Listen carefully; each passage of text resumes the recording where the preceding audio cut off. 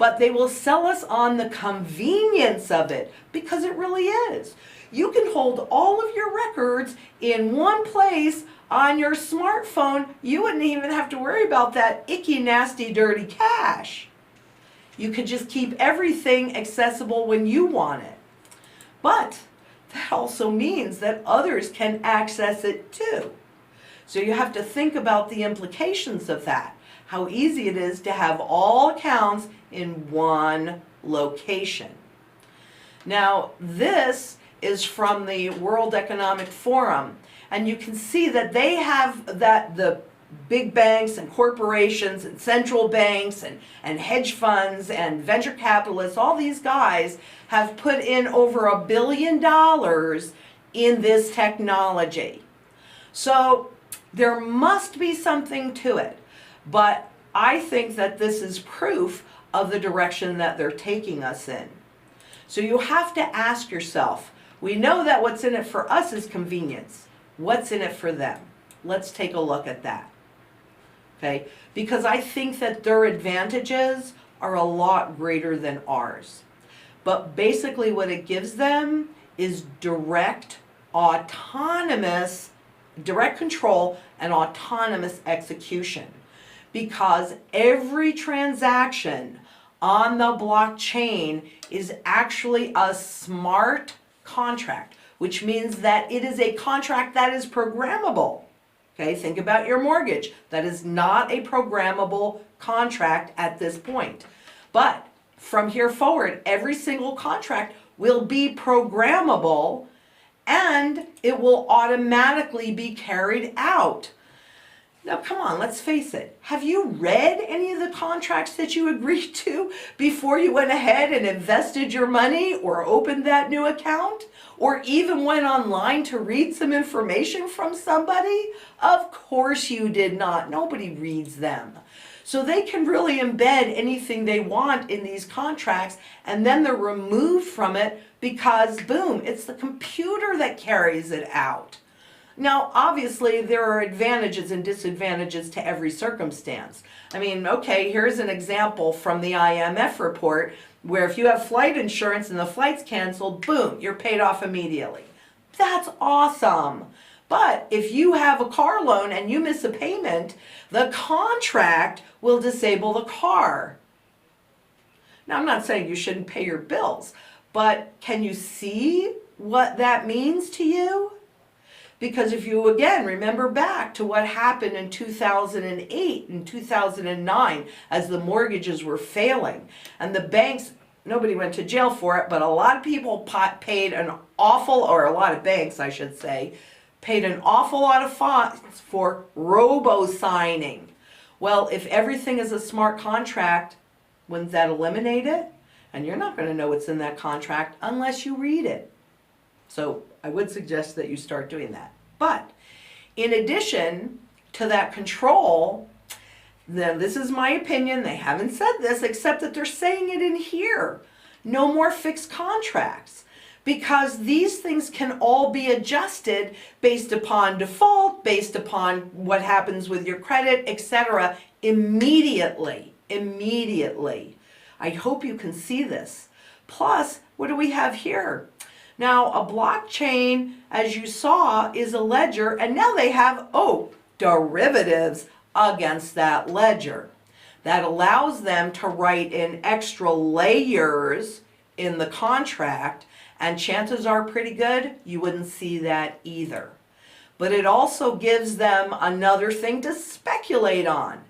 And by the way, they are already experimenting with the DLT technology in their systems. So based upon their history, you might want to ask, what could possibly go wrong? Well, let's look at that too. Because do you really think that a government or a bank is going to give up easily their money monopoly? I don't think so. So let's look at China as an example. Now, we all know that China's put in a lot of monetary controls, making it very challenging for wealthy Chinese to remove their wealth from the yuan. Okay, so they've flown to Bitcoin. Here you go. You can see this volume right here. That's the Chinese people trying to get around the monetary controls that China put in place. Well, China saw that too. So, bam, they just said, well, you have to charge some fees, you have to do this, whatever it is that they say. And look at the volume. How about 0? Now, somebody asked me if there could be a run on this system. And initially I said no. But when I think about it, what's a run? A run is a rapid loss of confidence. So as you can see in here, this is, and all along the way here, very, very, very volatile, that this is a rapid loss of confidence because all of the buyers went away. Everybody sold. So if you had your wealth in Bitcoin in China, that's where it stayed, at least at that moment. Now, excuse me. Now, other governments, here's the European Commission, and they want to restrict anybody's use of anonymous purchases, which would definitely include the current way that Bitcoin is set up. It's peer-to-peer and it is anonymous. But you see, Bitcoin supports their efforts of taking us cashless. So they're going to continue to allow it. You can see it right here. I mean, that's too little for me to read. But right in there, they say that we'll just kind of ignore that because it supports our objective of really getting people used to working, having all their wealth in cyberspace. But in this case, then, it would not be anonymous. Right. No, not be anonymous. Now, this is also a piece which, again, is hard to read, but it's from the IMF, and it's the way that different governments and banks have been dealing with this new DLT technology.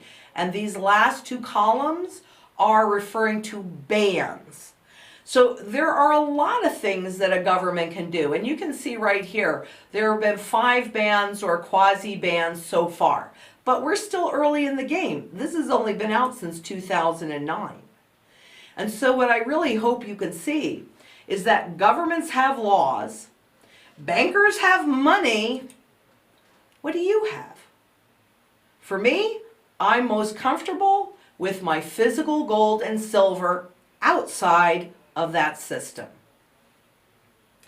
Because the reality is we live in what they call a cyber cocoon. It isn't as if we haven't been used to holding our wealth in intangible instruments inside of brokerage accounts, etc. I mean, truthfully, who takes certificates of, securities anymore, stock certificates? Nobody. So we're already used to that, and that's already where most of the wealth for the average person, or even maybe not so average person, that's where it is. But according to the 2017 Cisco report, an average of 31% of all systems, so you can see this goes right across the swatch of the economy, every single area, an average of 31% is at high risk for cyber threats. This darker gray area is moderate risk, and this itty bitty tiny little light gray area is low risk. So what do you think? You think there could be some risk in this system? Because you can't ignore the electric grid either. We've been hearing that the grid is vulnerable. Much of it is old, etc. So somebody asked me, well, what would happen if this grid went down? What would happen to Bitcoin? What would happen to this whole blockchain technology? Well, you can see here that there are 2 threats that they're looking at. One is hacking, which takes the Bitcoins out of the system, and that's been growing. And the other are physical attacks from terrorists, etc. And in fact, they say that almost any nuclear attack would have the ability to wipe out large areas of the electric grid. So that's man-made. But they also tell us that we've entered a period where we should be expecting some huge solar storms, solar flares.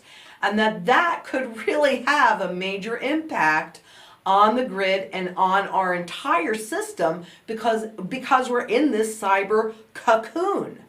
So you can see that there are a lot of threats to this system.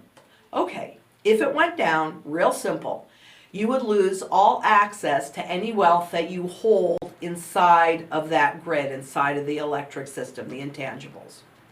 The longer it takes to recover, the longer the grid is down rather, the longer it would be to recover the data.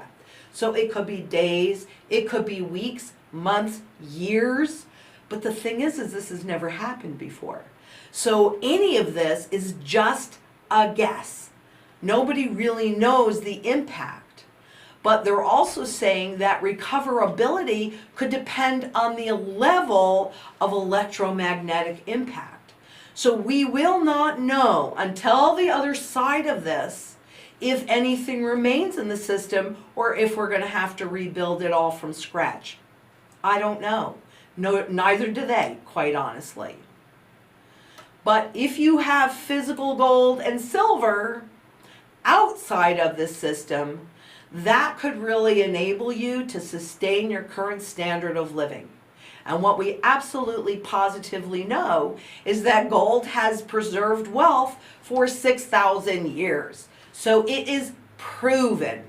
It is, I've had people say to me, well, I think I'm really conservative. Well, I don't know. Gold has been around for 6,000 years. I think that's very conservative. It's proven itself. Fiat money has only been around since 1913. So that takes us to the next piece, because I can't guarantee this, but they're telling us, so if it walks like a duck and quacks like a duck and lays eggs like a duck and flies like a duck, it's probably a duck. They're telling us that they're going to shift the money standard. But money is a tool to value and then store your labor. So you work for it, but anything that you don't need to use, you want to save. And personally, I like the money that supports all of the functions of a good money, not just some of them. So we do. Every single one of us has a choice. Now, we may not have a choice but to go into cyber currency because they're bigger. Well, if we all band together, they're not. But right now, they're bigger than we are. So they're pushing us in this direction. I'm certain that's what's going to happen. So we may have to work for it. But after that is entirely up to you.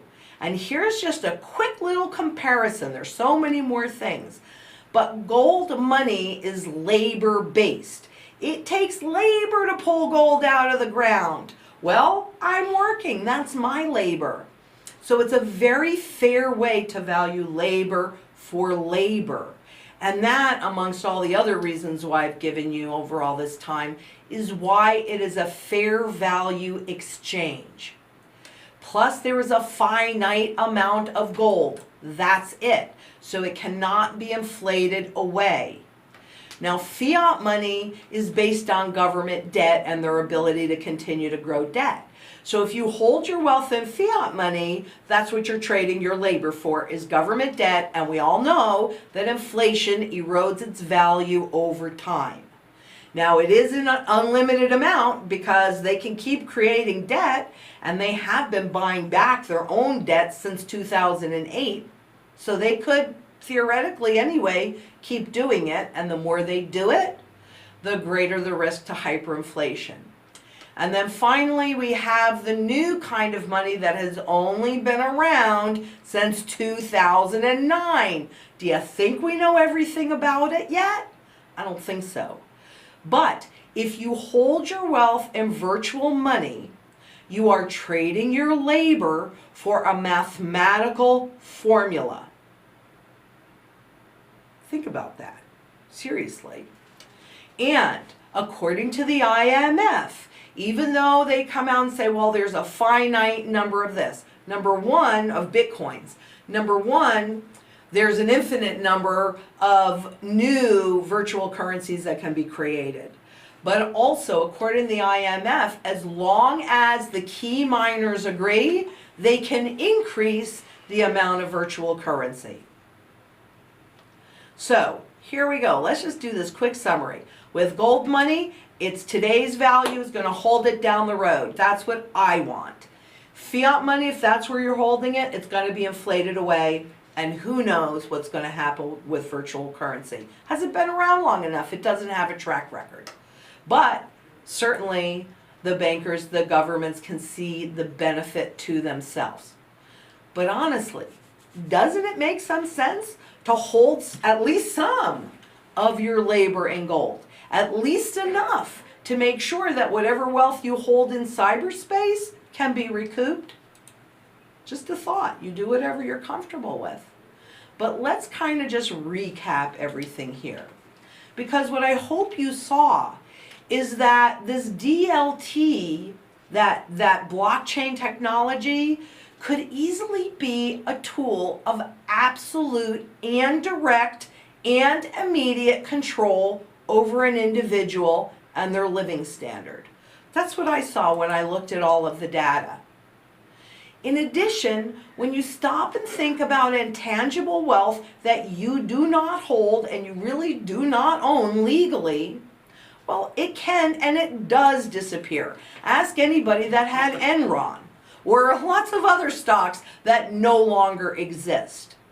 It's so easy to manipulate. All they have to do are create these derivatives and then leverage whatever they've created in the system. They're just big speculative bets. And then finally, in this virtual currency, remember, that is programmable. It's all a programmable contract. That drives me nuts. Honestly, it does. So physical gold is tangible, real money. And legally, you can hold it and own it outright. This other stuff you don't really own. And it doesn't matter what your perception is in a court of law. So you have to really ask yourself this question, and I really want you to think about, what am I willing to work for? I know what I'm willing to work for. You have to ask yourself what you're willing to do. You want to be diversified, quite honestly, diversification makes a whole lot of sense. But I would not be putting the lion's share of my wealth personally in either one of these categories. Whoops, in this category right here, that's where I hold my wealth.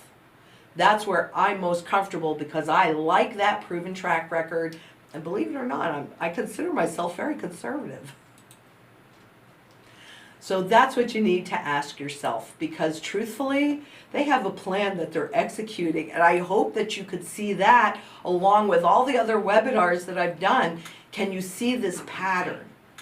Because really, doing this, I have to thank you guys for pushing me to do this. But doing this really showed me that the new money standard was going to be more than just a virtual currency. It's going to be a flippin' smart contract. This virtual currency is created with smart contracts. It's all smart contracts. And then when that happens, yep, governments, corporations will have absolute control. A central banker's dream come true. But here at ITM Trading, we have a strategy. And it's based on 6,000 years of evidence, hard evidence.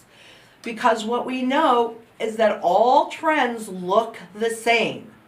And so we may be somewhere up here at the moment, but at some point, all of those assets and instruments during this next crisis, which, by the way, they tell us that they need to solidify this transition, and they do. We have to agree to it. And we aren't going to understand, well now, hopefully you understand it a little bit better, but most people will go along. Same, Mr. Bill. It's crazy. But at the moment, your opportunity is with gold. Because when they do the planned reset that they've been discussing now since 2013, gold will go in terms of fiat, because that's how they do it, to its true fundamental value. Jim Rickards calls it between 10 and 50,000. I don't know what it's going to be by the time it gets there. They can grow a whole lot more debt, and that'll grow too. We're somewhere north of 1,200 right now. It's on sale. Physical gold is on sale. And I really hope that you can see that and make a choice that supports your goals. Because gold is finite, indestructible, divisible, labor-based, and a proven store of value. It is good money. And if you are in the right place at the right time with the right money, guess what?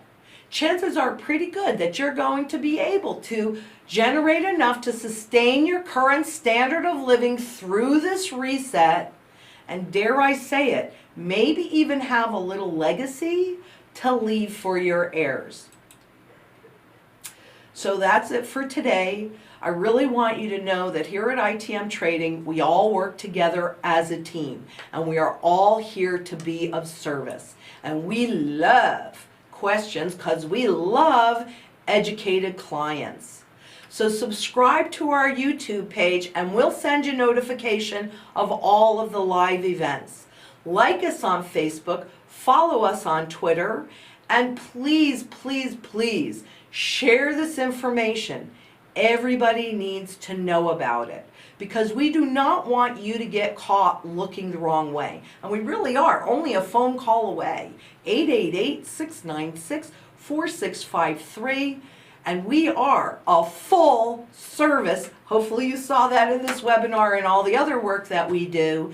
But we are a full service buy-sell physical precious metals brokerage house.